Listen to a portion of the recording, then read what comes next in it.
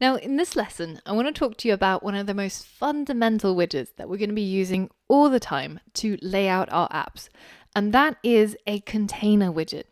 Now, a container widget, for those of you guys who have done a little bit of web development or web design, is very similar to a div. It's essentially just a layout box. You can position it and move it around on the screen, and then you can give it a child to display, such as an image or a piece of text. Now, whenever you're using a new widget from Flutter, my top tip is to always start with the documentation.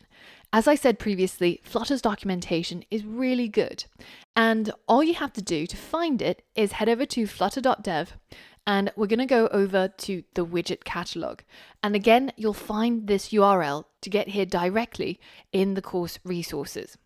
Now, once you're here, you can see that the team has organized all of the widgets based on what they do. And we've already seen some of the images and assets widgets, but now we're going to be looking at the layout section. And these are the widgets that allows you to arrange other widgets. So how to position things on screen. And under the layout widgets, you can see that they are split by single child widgets and multi-child widgets.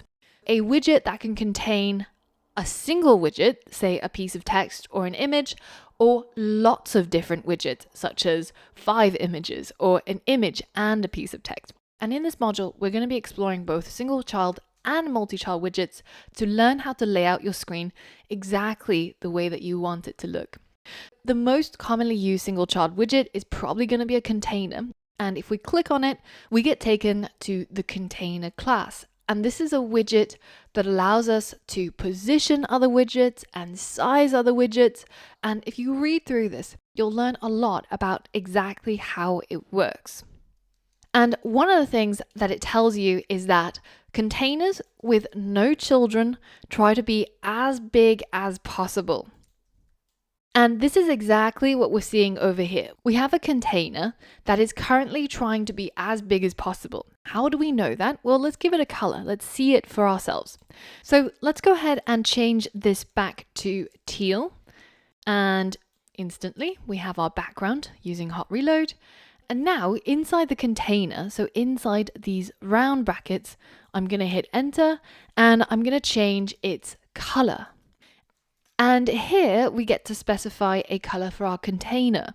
Let's change our container to have a color of white. So now when I hit save and hot reload, you can see that my entire screen changes to white, even though we know that the background color is still teal.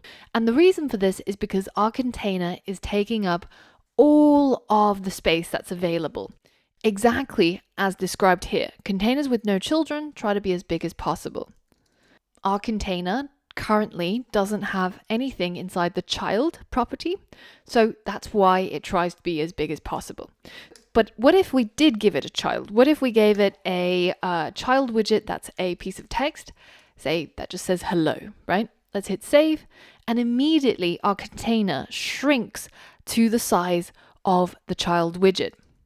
And we could have known this by reading the documentation. Containers with children size themselves to their children's size. And our child in this case is the piece of text, and its size is determined by the font size of that piece of text. Now, at the moment, you can see that our piece of text is kind of hidden away a bit by the bezel of our iPhone screen, and on Android, depending on which device you're simulating it on, it might also have a notch like this. So how can we keep our content that we put on screen safe from all of these bordering elements like the top bar where we've got our time and our signal and our notch? Well, Flutter actually comes with a really simple widget that does exactly this.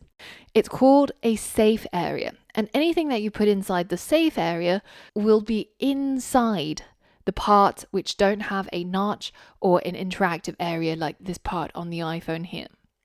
In order to embed our container inside a safe area, we can hold down Option or Alt and hit Enter to pull up our intention actions here, our little menu. And I'm going to wrap our container, which is what's currently selected, inside a new widget.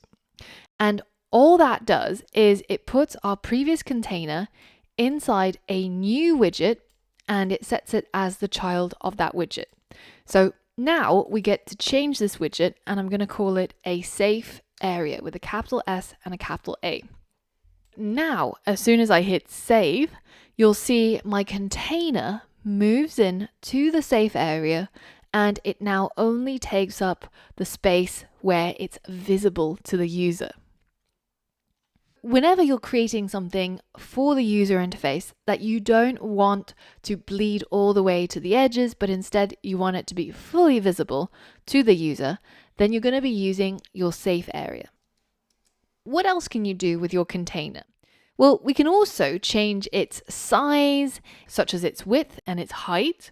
So if we just go ahead and add a new property called height, and let's set it to maybe 100 pixels, 100 points. And let's change the width also to 100.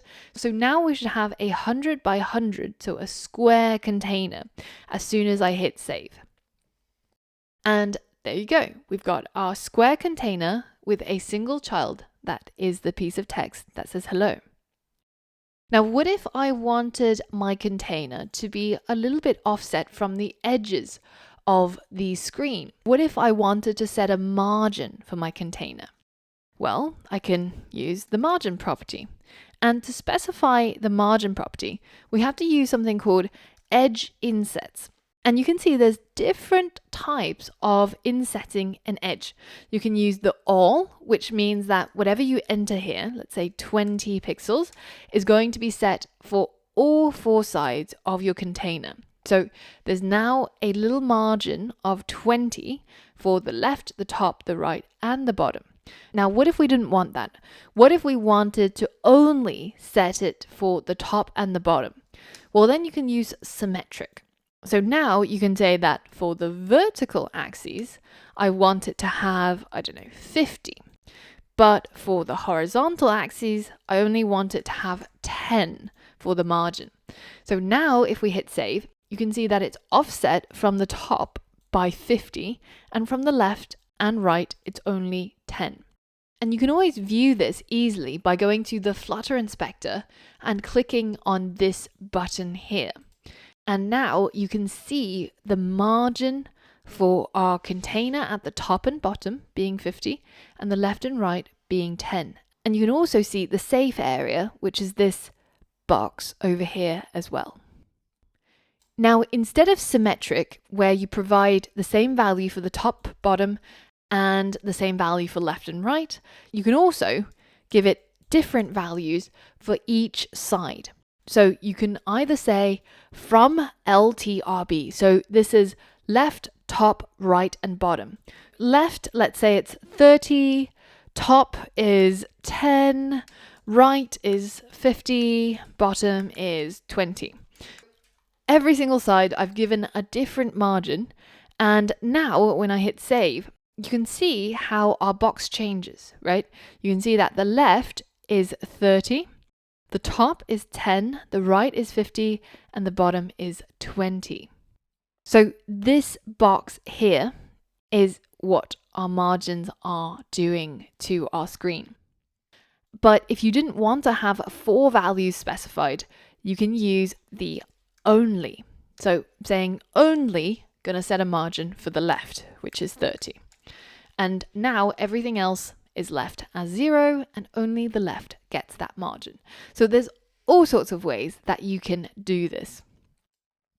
Now, what if you wanted to have the child of the container to be a little bit more offset from the edge of the container? In this case, you wouldn't be using the margin, and you would instead be using a padding. So if you've ever worked with CSS or web design, then this will all feel very intuitive to you.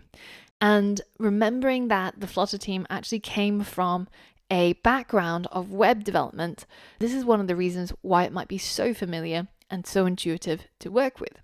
So for the padding, it also expects an edge inset. So let's go ahead and provide one.